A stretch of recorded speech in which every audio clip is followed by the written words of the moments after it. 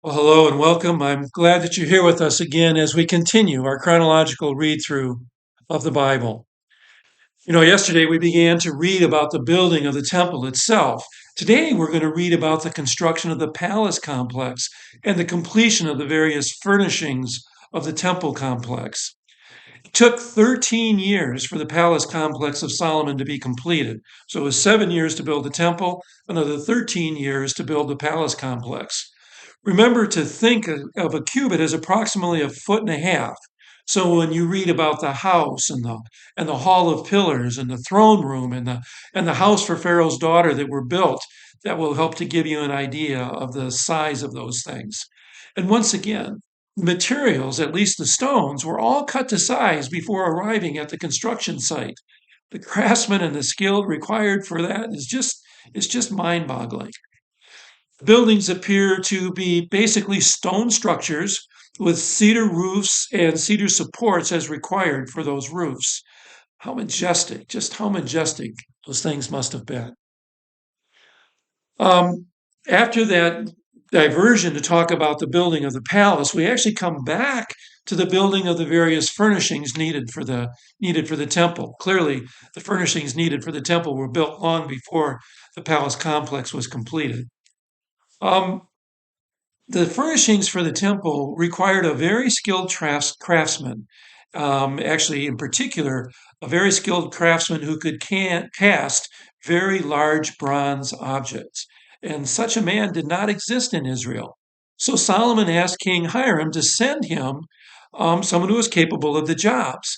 Interestingly enough, the man sent was a full blooded Israelite who lived in Tyre and who was trained by his Tyrian adoptive father.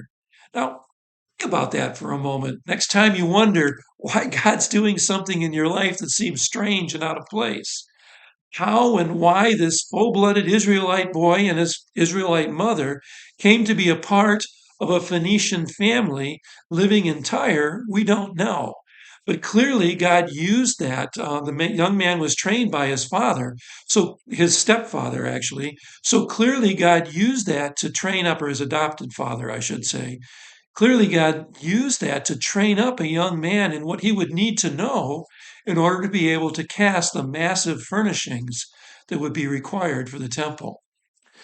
Now, this craftsman, whose name also happens to be Hiram, just like the king's name, he made two massive bronze pillars and the capitals that went on top of those pillars that stood at the entrance of the temple.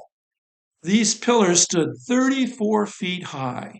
They were about 18 feet in circumference, so I guess that makes it about a little bit under 6 feet in diameter. Not only are those things impressive because of their size, but the details about their appearance that you'll read about reveals the rich symbolism that they held with respect to the faith and the theology of Israel and her messianic hope.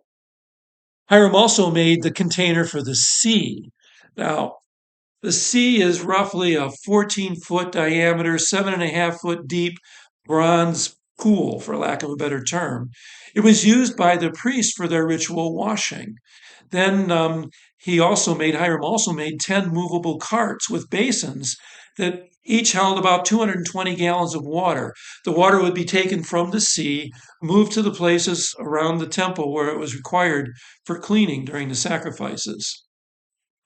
There's really a lot to understand with respect to the sea and the basins and how they were used and how they interacted. We don't have time to dig into all of that in the brief time that we have together here each day. Suffice it to say that the work of Hiram was astounding, and it amounted to an engineering marvel when you think about the size of the castings and what they had to do. Hiram also cast pots and shovels and bowls and other things as needed. So not only was he capable of casting these large, majestic things, but also smaller things as they were needed. Many other things that were made for the service of the temple: censers, lampstands, basins, bowls, wick trimmers, and keys, and even the doors were made of bronze, silver, or gold. All this stuff was made.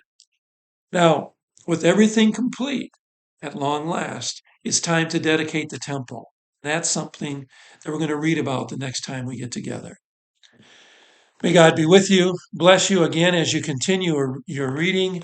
I pray that you're learning, growing, and I expect that as you read today's readings, you'll just be kind of amazed too, if you stop to think a little bit about what is being said here and what it was that God enabled his people to do. May God be with you, bless you. Look forward to gathering again with you tomorrow.